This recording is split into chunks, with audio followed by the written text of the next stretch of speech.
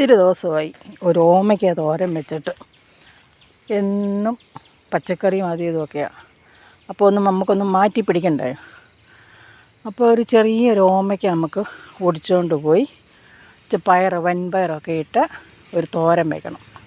എന്നാ ടേസ്റ്റ് എന്നറിയാം. ഇപ്പോഴത്തെ മീനൊക്കെ വിഷം ഉള്ള മീൻ, അതുകൊണ്ട് ഇപ്പോൾ ആരും മേടിക്കുന്നില്ല. മീനിനേക്കാൾ എന്ത് ടേസ്റ്റാണെന്നറിയാമോ ഇങ്ങനെ ഒരു ഓമയ്ക്കയും പയറും കൂടി തോരൻ വെച്ചാൽ. അതാണ് ഓമയ്ക്ക. ഉണ്ടോ, ഒറ്റ കുത്തിന് താഴെ വീണു.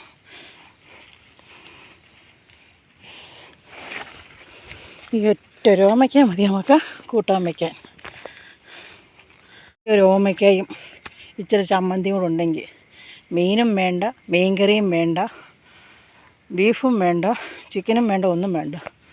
സൂപ്പറായിട്ട് വയറ് നിറയെ ചോറുണ്ണാം. ഇത് കൃമികടിക്കൊക്കെ നല്ലതാണ് കേട്ടോ. ആർക്കെങ്കിലും കൃമികടി വല്ലതും ഉണ്ടെങ്കിൽ ഇത് കൂട്ടാൻ വെച്ച് കഴിച്ചാൽ മതി കേട്ടോ. അപ്പോൾ ഞാൻ ഓമയ്ക്ക കുത്തിക്കൊണ്ട് വന്നു. അപ്പം നമുക്ക് ഇതിൻ്റെ കറ പോകാനെ കൊണ്ട് ഇങ്ങനെ ഒന്ന് വരഞ്ഞ് കൊടുക്കും. വരഞ്ഞ് കൊടുത്തില്ല, ഇനി ഒന്ന് കൊത്തി കൊടുത്താൽ മതിയേ. ഓമയ്ക്കയ്ക്ക് ഞാൻ പയർ കുക്കറിനകത്ത് വെച്ച് വേവിച്ച് വെച്ചേക്കുവാണേ. ഇനി നമുക്ക് ഇതേ വെച്ച് നമുക്കിത് അരിയാം.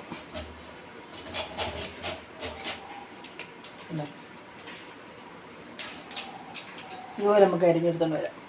എന്നറിയാം, ഇത് നമുക്കൊന്ന് പിഴിയണം, അല്ലെങ്കിൽ വെള്ളമായിപ്പോവും. ഉണ്ടോ, പിഴിയുമ്പം വെള്ളം വരുന്നുണ്ടോ. ഇത് നമുക്കൊന്ന് പിഴിഞ്ഞെടുക്കാം. ഉണ്ടോ, ഇത്രയും വെള്ളമുണ്ട്. ഇത് നമ്മൾ കടുക് വറുത്ത് പറ്റിച്ച് വരുമ്പോഴത്തേന് ഒരുപാട് സമയം പിടിക്കും. ഈ ഓമയ്ക്ക വെന്ത് പോവുകയും ചെയ്യും. അപ്പോൾ ഇങ്ങനെ പിഴിഞ്ഞെടുത്താൽ മതി.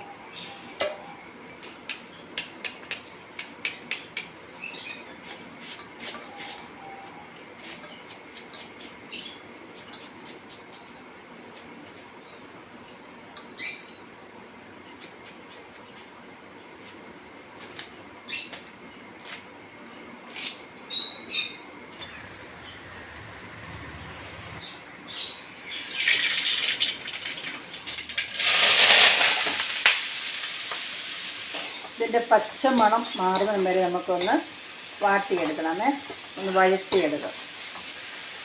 നമുക്ക് ആവശ്യമുള്ള ഉപ്പ് പൊടി ഇട്ട് കൊടുക്കാം.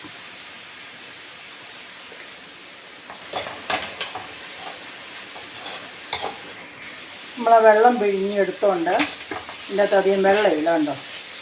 അപ്പോൾ അതൊന്ന് അതിൻ്റെ പച്ചമണം മാറി നമുക്കിനി തേങ്ങാപ്പീര ഞാൻ ചതയ്ക്കുന്നില്ല, ഞാനതേ തിരുമ്മി അതുപോലെ അങ്ങിടുവാണ്. പിന്നെ നമുക്ക് മഞ്ഞൾ പൊടി ഇട്ട് കൊടുക്കാം. ചെറിയൊരു കളറിന് വേണ്ടി മാത്രം മഞ്ഞൾ പൊടി ഇട്ട് കൊടുത്താൽ മതി. ഒരുപാട് മഞ്ഞളാകരുത്, ചെറിയൊരു കളറിന് മാത്രം. ഇനി ഒന്ന് മിക്സാക്കി കൊടുക്കാം. തീ ഒന്ന് കുറച്ചിട്ട് ഇനി നമ്മൾ ഇതിനകത്തോട്ട് വേവിച്ച് വെച്ചേക്കുന്ന പയറിട്ട് കൊടുക്കാം.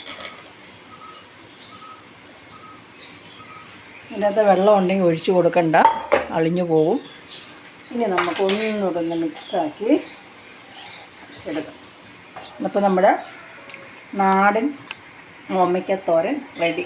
രീതിയിൽ ഉണ്ടാക്കിയാലൂടെ നമ്മുടെ കാബേജ് തോരൻ തോറ്റുപോകും. അത്രയ്ക്ക് ടേസ്റ്റാണ് ഈ രീതിയിൽ ഓമയ്ക്ക പയറിട്ട് തോരൻ വെച്ചാൽ.